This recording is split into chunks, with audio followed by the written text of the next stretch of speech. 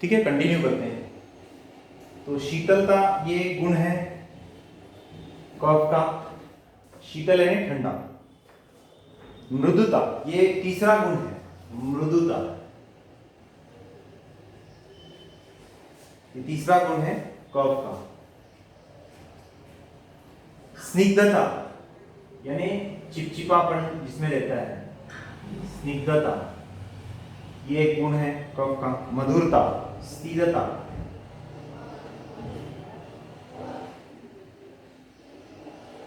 मधुरता, स्थिरता, और फिर चिपचिपाहटपन, पिच्छिलता उसको बोला जाता है, पिच्छिलता।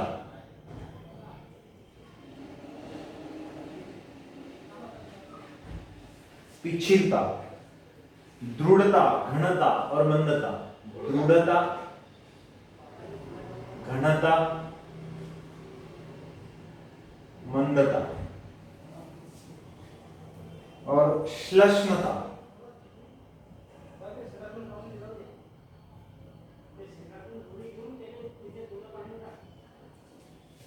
Sir last one.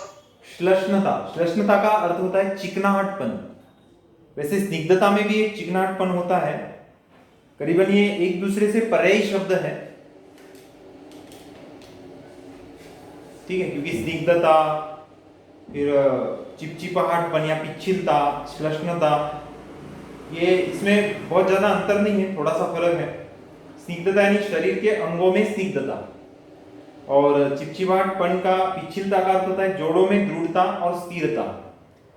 जो जैसे कि नी जॉइंट जो है उसमें सिनोवियल फ्लूइड होता है, तो उसे ही श्लेष्मक कफ कहते हैं। 5 नाम आएंगे आगे चलकर कफ के, तो उसमें श्लेष्मक कफ एक होगा, ठीक है। और शरीर के अंगों में जो चिकनाहटपन होता है, जैसे स्किन के ऊपर की जो चिकनाहटपन है, उसे उसने एक अलग नाम दिया है और उसे श्लष्णता कहा गया है, श्लष्णता। तो ये कफ के गुण है, और कफ इन गुणों के आधार पर काम करता है और फिर वैसे परिणाम शरीर पर दिखाई देते हैं, ठीक है। अब कफ प्रकोप होने के क्या कारण है, शरीर में कफ बढ़ने के क्या कारण है? तो जो लोग ज्यादा मीठा खाते हैं, खट्टा खाते हैं, या फिर नमकीन खाते हैं, यानी मधुर, अम्ल, लवण, ये जो 3 रस है, मधुर, अम्ल, लवण, मधुर, अम्ल और लवण, ये जो 3 रस है, ये इसका प्रयोग ज्यादा करने से शरीर में कफ बढ़ता है, तो इसका सेवन कम कराना। उसके बाद में माछ या मछली, विशेषकर मछली जो होती है, मछली जो होती है,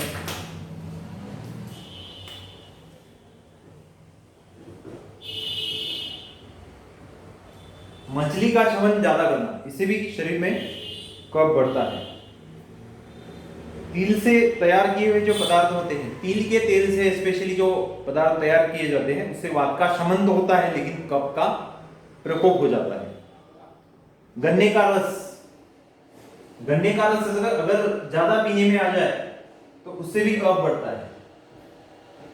गन्ने का रस, इससे भी शरीर में कफ बढ़ता है। एक्चुअल में गन्ने का रस जब हम खाते हैं तो गन्ना छील के, उसको काट के, दांतों से काट के, उसको चबा चबा के खाना चाहिए।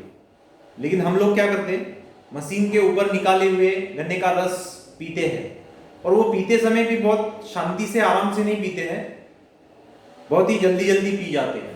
इस कारण से जो शर्करा का पाचन मुंह में होना चाहिए, कार्बोहाइड्रेट का जो पाचन मुंह में होना चाहिए, हो नहीं पाता, और फिर वो रस चला जाता है पेट में, और फिर उस कारण से फिर कफ बढ़ता है। मीठी जितनी भी चीजें हैं उसको खाने का एक तरीका है। अगर आप जैसे मीठा कुछ खा रहे हैं तो उसको कम से कम 32 बार चबाना है।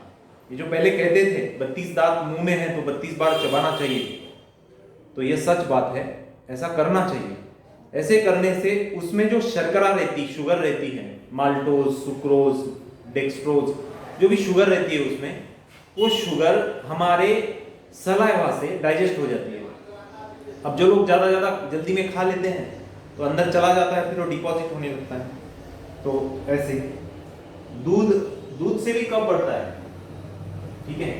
खासकर गाय के भैंस से इतना नहीं बढ़ता। जो भैंस होती है वो दुग्ध जो है वो हमारे लिए अच्छा है, क्योंकि गाय का दूध जो है वो पचने के लिए भी हल्का रहता है और उसमें कफ की मात्रा भी बहुत कम रहती है, जो कि भैंस के दूध में ज्यादा रहती है। इसलिए भैंस के दूध से ज्यादा बढ़ता है। नमक या नमक वाली चीजें जो है, जैसे अभी आज हम होटल में होटलिंग करते हैं, होटल में अगर खाते हैं तो उसमें ज्यादा से ज्यादा नमक मिलाया हुआ रहता है, क्योंकि उसका टेस्ट जो है खाने का वो नमक से बहुत अच्छा आता है। तो ज्यादा नमक खाने से, और विशेषकर सेंधा नमक के अलावा जो नमक है, टाटा सॉल्ट है या फिर अन्य जो जितने भी नमक है, तो वो एक्चुअल नमक ही नहीं है। एक्चुअल नमक कौन सा है? सेंधव नमक, है ना। इसके बड़े बड़े पहाड़ रहते हैं, इसकी बड़ी बड़ी खानें रहती है और उसमें ये नमक मिलता है। अब जो टाटा सॉल्ट जो है वो समुद्र के पानी से बनाया जाता है, उसे सामुद्रिक नमक कहा जाता है और ये शरीर के लिए बहुत हानिकारक होता है।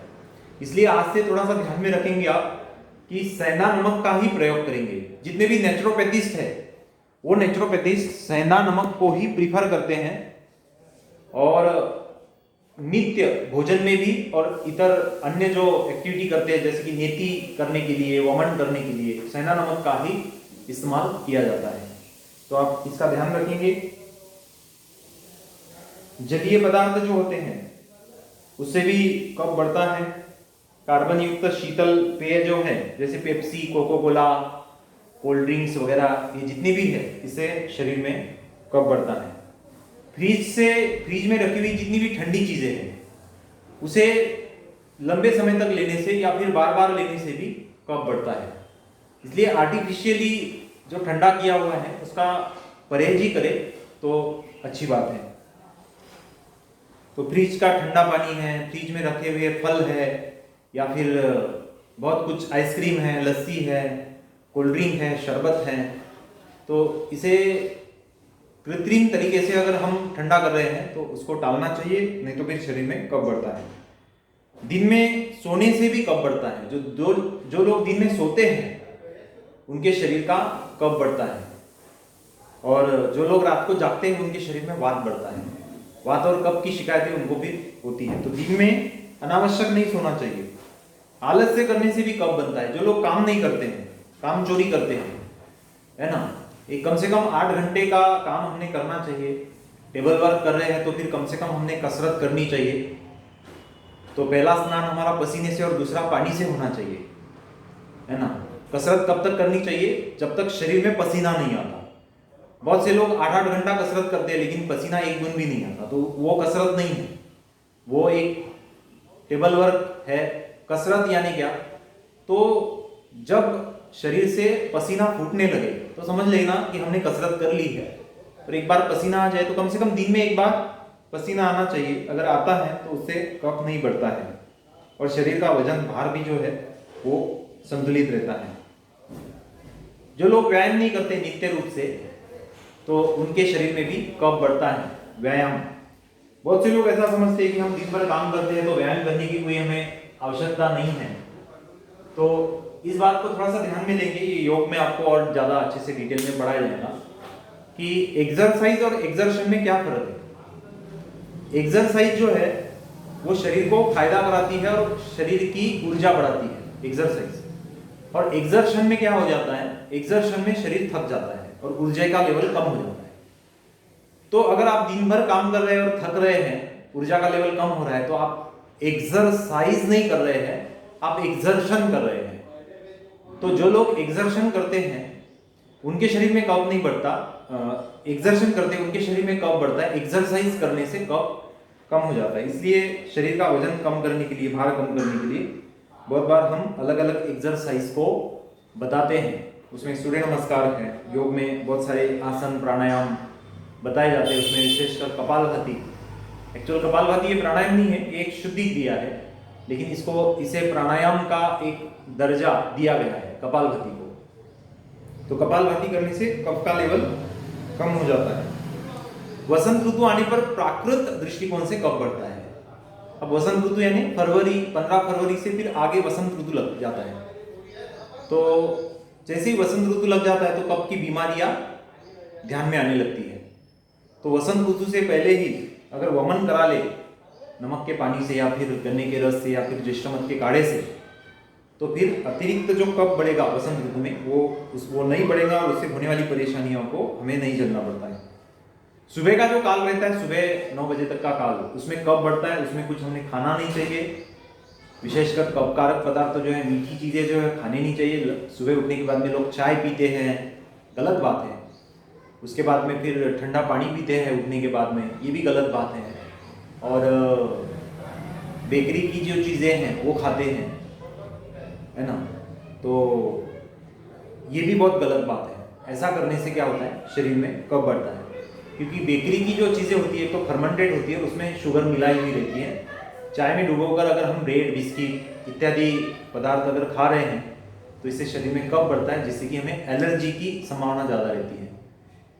अब एलर्जी के जितने भी पेशेंट हैं उन पेशेंट में कफ दोष की ही प्रधानता रहती है। अगर एलर्जी के पेशेंट को अगर आप ठीक करेंगे या ठीक करना है आपको, तो सबसे पहले कफ के बारे में सोचना पड़ता है। और उपचार में, नेचुरोपैथी में उस व्यक्ति को बार बार वमन कराया जाता है। फिर अगर महीने में या 15 दिन में 1 या 2 बार अगर वमन कराते हैं और ऐसा रेगुलरली अगर हम कराते हैं तो बहुत सारे एलर्जी के जो पेशेंट हैं वो ठीक होने लगते हैं। इसके साथ में आयुर्वेद में अगर मेडिकेशन करें तो बहुत अच्छी बात है, क्योंकि किसी किसी पेशेंट में मेडिकेशन जो है वो आवश्यक हो जाता है। मात्र शुद्धि कर्म करने से पेशेंट इतना ठीक नहीं हो पाता, क्योंकि एक्चुअल नेचुरोपैथी की उसमें कोई गलती नहीं होती है या नेचुरोपैथी कहीं पर भी कम नहीं पड़ती है, लेकिन पेशेंट की जो सहन क्षमता है, सहनन जो शक्ति है, रेजिस्टेंस कैपेसिटी जो है वो ठीक नहीं रहती है और वो सहन नहीं कर पाता। इसके कारण से फिर उस नेचुरोपैथी के साथ में कुछ प्राकृतिक जो दवाइयाँ है, एलोपैथी की नहीं बोल रहा हूँ मैं, प्राकृतिक दवाइयाँ, आयुर्वेद की दवाइयाँ भी आप जोड़ सकते हैं। ओके, तो वसंत ऋतु में बढ़ता है। रात्रि के पहले प्रहर में भी कफ बढ़ता है। भोजन के बाद कफ रहता है, इसलिए भोजन के बाद में गर्म पानी से कुल्ला करना चाहिए, ठंडा पानी पीना भोजन के बाद में सर्वथा वर्ज्य है। किसी ने भी, स्वस्थ व्यक्ति ने भी भोजन के बाद में ठंडा पानी नहीं पीना चाहिए। ये बात आप ध्यान में रखें, लगे तो लिख के रखें। भोजन के बाद पानी पीना विष के समान होता है। भोजन के बाद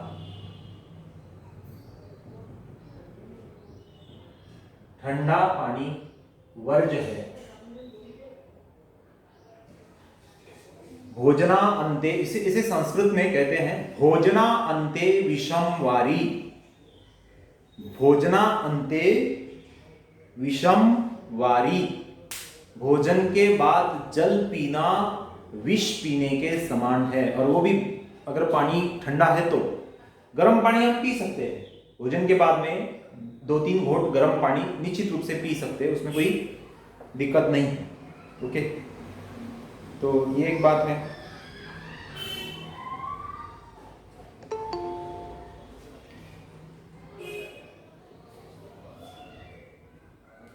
कुछ पदार्थ जैसे बार बार अगर खाने में आते हैं, जैसे दही है, दूध है, घी है, कृषरा है। कृषरा का अर्थ होता है तिल और उड़द की खिचड़ी, इसको कृषरा बोलते हैं। तिल और उड़द की खिचड़ी हमारे इधर बहुत कम बनती है, बाकी रीजन में बनती होंगी, इसलिए यहाँ पर लिखा हुआ है। और कुछ विशेष जंतुओं, पानी में रहने वाले, अनुप्रदेश में रहने वाले, इसका मांस खाने से, चर्बी खाने से, कमलनाल, सिंगाड़ा, नारियल का पानी ज़्यादा पीने से, घिया और कद्दू ये खाने से भी कफ बहुत बढ़ता है। इसलिए जिन्हें भी कफ की शिकायत है तो ये कारण जानने के बाद में अगर उसका परिवर्जन कर ले तो फिर कफ नहीं बढ़ेगा। प्रकोपित कफ के लक्षण, अगर कफ अगर बढ़ जाए तो फिर हमारे शरीर में कौन से सिम्टम्स, लक्षण बोलते हैं उसे, कौन से सिम्टम्स दिखाई देते हैं। तो उसमें पहला सिम्टम्स है सुस्ती शरीर में बढ़ जाती है। सुस्ती, सुस्ती यानी काम करने की इच्छा न रहना, उसे बोलते हैं सुस्ती। तो ये एक प्रॉब्लम आने लगती है। अधिक नींद आती है, जैसे प्राकृतिक रूप से 4 या 5 घंटे की नींद हमने लेनी चाहिए, अधिकतम 6 घंटे की नींद, ठीक है। इससे ज्यादा अगर नींद लेने की इच्छा हमें हो रही है, सुबह उठने की इच्छा नहीं हो रही है, तो फिर समझ लेना कि शरीर में अतिरिक्त कफ बढ़ा हुआ है, जिसे वमन के माध्यम से, विरेचन के माध्यम से, या जलनेति के माध्यम से, कपालभाति के माध्यम से, या फिर वाटर थेरेपी के माध्यम से उसे बाहर हम निकाल सकते हैं। इनिमा के माध्यम से भी कफ कम होता है। वैसे तो इनिमा एक वात की चिकित्सा है, लेकिन इनिमा ये मल शुद्धि कराना, ये कफ के लिए भी एक मददगार ट्रीटमेंट हो जाती है। मुंह का मीठापन, जैसे मुंह में स्वाद जो रहता है ऐसे मीठा मीठा रहता है, चिपका चिपका रहता है। बहुत से लोग ऐसी कंप्लेंट करते हैं कि आमचं तोंड आहे ना असं चिकट चिकट वाटते, ऐसे बोलते हैं। हमारा जो मुंह है ना ऐसे चिपचिपा सा लगता है, ऐसे साफ नहीं लगता है। तो सबसे पहले उनको बताना है कि आप जो दातोन कर रहे हैं, आप जो ब्रश कर रहे हैं, मंजन कर रहे हैं, तो आप पेस्ट से मत करें, किसी भी पेस्ट से मत करें। अभी बहुत सारे प्राकृतिक पेस्ट बाजार में आए हुए हैं, है ना, डाबर का पेस्ट है, पतंजलि का भी पेस्ट है, बहुत सारे पेस्ट बहुत है। लेकिन आप सोचिए कि पेस्ट से बेहतर आपको मंजन रहेगा। अब उन्हीं कंपनियों के मंजन भी है बाजार में, तो मंजन का इस्तेमाल करें, क्योंकि पेस्ट में मधुर प्रधानता रहती है, मधुर रस रहता है, उसमें शुगर रहती है, और मंजन में तो शुगर रहती ही नहीं है। आइडियली हम जो दातुन करते हैं उसमें आइडियली कौन से रस होने चाहिए, तो उसमें लवण, कटु और तिक्त, लवण, कटु और तिक्त, यानी नमकीन मंजन कैसा होना चाहिए, नमकीन होना चाहिए पहली बात। दूसरी बात वो तीखा होना चाहिए मंजन, और नंबर तीसरी बात कड़वा होना चाहिए मंजन। अधिकतम लोगों का कफ जैसे पेस्ट, जो टूथपेस्ट रहता है उसी के कारण बढ़ता है, उसी के कारण उनका मुंह उन्हें साफ नहीं लगता है। तो आप मंजन करें, और मंजन ना मिले तो त्रिफला चूर्ण ले ले, उसमें थोड़ा सेंधा नमक मिला दे और फिर करें मंजन, कोई प्रॉब्लम नहीं। पूर्व में हमारे भारत में घर में ही मंजन बनता था, ठीक है, मंजन का हमें कोई अतिरिक्त खर्चा नहीं था। अभी आधुनिक काल में हम देख रहे हैं कि घर घर में एक गरीब भी दातुन करने का जो सामान है वो दुकान से परचेस कर रहा है। तो कैसे फिर अर्थव्यवस्था हमारी कैसी ठीक रहेगी, है ना। अर्थव्यवस्था को ठीक करने के लिए जो डे टू डे लाइफ में जितनी भी चीजें हम यूज करते हैं उसमें से बहुत से चीजें हम घर में बना सकते थे पहले, आज भी बना सकते हैं, लेकिन एक मानसिकता नहीं है लोगों की घर में बनाने की। एक तो खरीद रहे हैं, खरीद के फिर यूज कर रहे हैं, फिर फायदा तो नहीं हो रहा है, उल्टा नुकसान हो रहा है, और पैसा भी जा रहा है। जो पैसा बच रहा था घर में, आप नीम की जो डंडी होती है, कड़ू नींब, उसकी जो डंडी होती है उसको चबाकर उसकी कुर्चा बनाकर उसका ब्रश बनाकर भी आप ये कर सकते हैं, दातुन कर सकते हैं, उससे भी बहुत अच्छा फायदा होता है। तो ये जो कफ बढ़ने से लक्षण उत्पन्न होता है उसके लिए थोड़ा सा मैंने उपचार आपको बताया, एक्चुअल उपचार आगे आएंगे। त्वचा का सफेद होना, अभी जिनको विटिलिगो होता है उसे हम आयुर्वेद में श्वित्र बोलते हैं, श्वित्र, श्वित्र यानी इसे जनरल भाषा में कोड़ कहते हैं। कोड़, शरीर के ऊपर सफेद धब्बे आना, उसे कहते हैं कोड़, सामान्य भाषा में, व्यवहारिक भाषा में। मॉडर्न मेडिकल साइंस में उसे कहते हैं विटिलिगो। विटिलिगो, विटिलिगो यानी कोड़ की प्रॉब्लम, विटिलिगो कहते हैं उसको मॉडर्न मेडिकल साइंस में। आयुर्वेद में उसे श्वित्र कहते हैं और सामान्य भाषा में कोड़ कहते हैं। तो ये भी कफ बढ़ने से ही प्रॉब्लम आती है शरीर में। ये आनुवंशिक भी होता है। आनुवंशिक यानी पहले किसी को था और अब आ गया, पिताजी को था या फिर दादाजी को था और पोते को हो गया, ऐसा भी देखा जाता है, ठीक है। तो ये एक लक्षण बड़ा महत्वपूर्ण लक्षण है। ये इसके पेशेंट बहुत सारे रहते हैं और एलोपैथी से ठीक नहीं होते, आयुर्वेद, नेचुरोपैथ और योग से ही ठीक हो सकते हैं। ठीक है। शीतलता, शरीर ठंडा रहता है, हमेशा ठंडा रहता है। गर्मी जो होनी चाहिए नॉर्मल टेम्परेचर 37 डिग्री सेल्सियस। शरीर का तापमान कितना होना चाहिए? 37 डिग्री सेल्सियस कितना होना चाहिए? और फ़ारेनहाइट में काउंट करेंगे तो 98.4 फ़ारेनहाइट।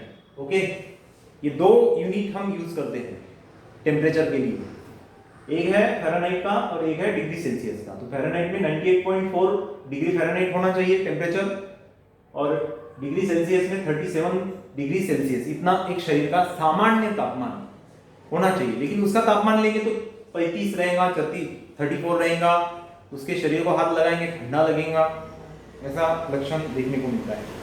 स्निग्धता रहती है, चिकनापन रहता है शरीर में, खुजली बहुत रहती है इन लोगों को। जिनके शरीर में कफ बढ़ जाता है उनको खुजली रहती है। आयुर्वेद में एक सूत्र आता है ना, बहुत बढ़िया सूत्र है, कंडू नास्ति विना कफा।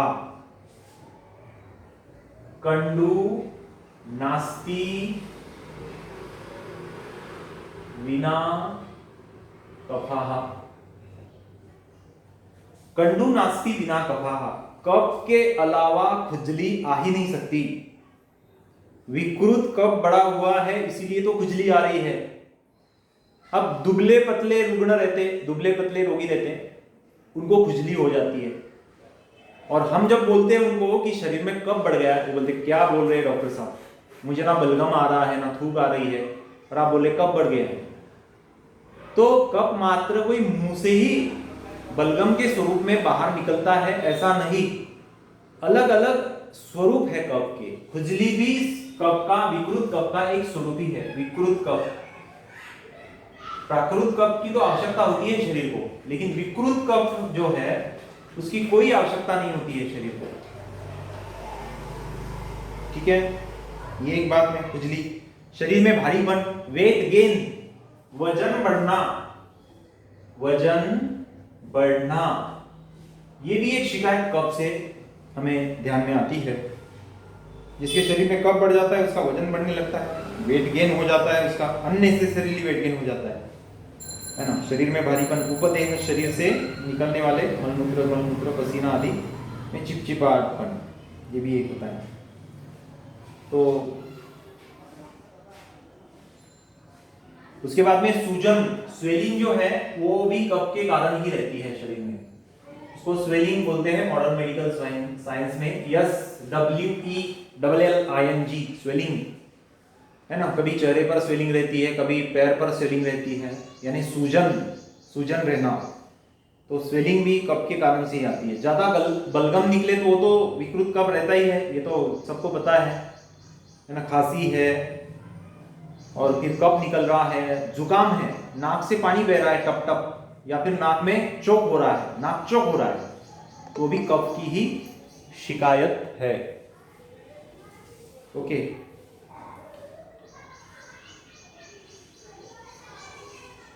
अंगों में जब ढीलापन, बहुत से लोग ऐसे दिखने के लिए बहुत हट्टे कट्टे होते हैं लेकिन अंगों में ढीलापन रहता है, मुझे बोलते हैं डॉक्टर साहब इतना हट्टा कट्टापन है लेकिन काम ही नहीं होता, तो ये भी कफ बढ़ने से ही होता है। फिर सांसों का चलना, ज्यादा चलना, सांसें फूलना, ये भी कफ के कारण से ही रहता है, क्योंकि फेफड़ों में कफ जमा हो जाता है और फेफड़ों में कफ जमा होने के कारण से फिर सांस फूलती है, क्योंकि जो जगह वायु ने लेनी चाहिए वो जगह कफ ने ले ली, अब वायु जगह नहीं ले पा रहा है तो फिर सांस फूल जाती है। तो सीने में कफ बढ़ना और उसके कारण से फिर सांस फूलना, ये भी एक कंप्लेंट देखी जाती है। खांसी है, अवसाद है, अवसाद यानी डिप्रेशन, कफ बढ़ने से डिप्रेशन भी आ सकता है। ये सबसे बड़ा रोग है अभी दुनिया का, सबसे बड़ा अगर रोग कोई है तो वो डिप्रेशन है। डिप्रेशन, इसे अवसाद बोलते हैं, हिंदी में इसे अवसाद बोलते हैं, लेकिन बहुत कम लोगों को पता है कि अवसाद बोलते हैं। एक्चुअल डिप्रेशन ही बोलते हैं। कुछ भी हो जाए, अरे उसे डिप्रेशन आ गया, वो डिप्रेशन में है, ठीक है, वो बोलने के मूड में नहीं है, ऐसे बोलते हैं। अब कफ अगर शांत करना है तो उसके उपाय क्या हो सकते हैं ये भी हम जान लेते हैं। अब कफ अगर बढ़ गया है तो क्या करना चाहिए? तीक्ष्ण उष्ण गर्म पदार्थ उसका सेवन हमें करना चाहिए। उल्टी करानी चाहिए, वमन कराना चाहिए। अभी आगे चल के योग में भी सिखाया जाएगा आपको, और नेचुरोपैथी में भी आपको वमन कैसे करना है इसके बारे में सिखाया जाएगा। ओके, वमन धोती उसको बोलते हैं। ओके, तो नमक के पानी से वमन कराया जाता है। ये कफ के लिए बहुत अच्छा उपचार है। बहुत अधिकतम लोग जानते हैं लेकिन करने में थोड़ी सी झिझक होती है, क्योंकि बताने वाला कोई ऐसा कॉन्फिडेंट हमारे सामने नहीं रहता है और फिर हम डरते हैं वमन करने के लिए। ओके, कफ विरोधी वाले जो गुण वाले जो पदार्थ होते हैं, जैसे कटु, तिक्त और कषाय। कटु यानी तीखे, तिक्त यानी कड़वे, और कषाय यानी कषायले। तो इन पदार्थों का सेवन हमने करना चाहिए कफ अगर बढ़ा हुआ है तो। ठीक है, तो जो भी हम सेवन करेंगे वो विधेय, विपाक और प्रभाव से कफ के विरोधी होना चाहिए। अब ये आयुर्वेद में जब भी वनस्पति के बारे में देखा जाता है,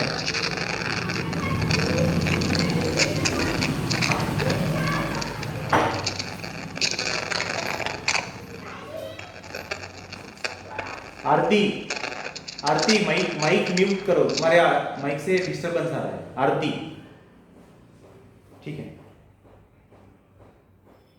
तो क्या बता रहा था मैं? हाँ, उपचार। हाँ, वीर्य, विपाक और प्रभाव, इसे समझने की कोशिश करो। इसके पहले और एक वर्ड होता है रस। रस, वीर्य, विपाक, प्रभाव। अब जो भी वनस्पति काम करती है, मान लो कि अश्वगंधा है या शतावर है, आयुर्वेद में ये जो वनस्पतियां काम करती है वो उसके रस से या वीर्य से या विपाक से या प्रभाव से काम करती है। जैसे शतावर जो है वो मीठी होती है, वो शरीर का वजन बढ़ाती है, माताओं के स्तनों में दूध लाती है मधुरता के कारण। ठीक है, लेकिन वो शीतल भी है, वीर्य उसका ठंडा है। वीर्य दो ही प्रकार के होते हैं, एक शीत होता है यानी ठंडा, और एक उष्ण होता है। ठीक है, उष्ण। दो वीर्य रहते हैं, रस 6 रहते हैं। अभी मैंने बताया आपको, मधुर, अम्ल, लवण, कटु, तिक्त और कषाय। रस कितने रहते हैं? 6 रहते हैं। मधुर, अम्ल, लवण, कटु, तिक्त, कषाय। वीर्य कितने रहते हैं? 2 रहते हैं, शीत और उष्ण। विपाक कितने रहते हैं? एक मधुर विपाक रहता है, मधुर, और फिर एक जो है अम्ल विपाक रहता है, अम्ल, और कटु विपाक रहता है, कटु यानी तीखा। तो विपाक का अर्थ क्या होता है? जब खाना पेट में जाता है, स्टमक में जाता है, यहां पर स्टमक में जाता है, तो तब उस खाने का रस परिवर्तन हो जाता है, तो उसे विपाक कहते हैं। पूरी जितना भी खाना है वो इन तीनों में ही परिवर्तित होगा, या तो मधुर बनेगा, या अम्ल बनेगा, या कटु बनेगा, है ना। मधुर यानी मीठा बनेगा, या तो फिर खट्टा बनेगा, या फिर तीखा बनेगा, और उसके अनुसार ही फिर वो अपना जो कार्य है वो करता है।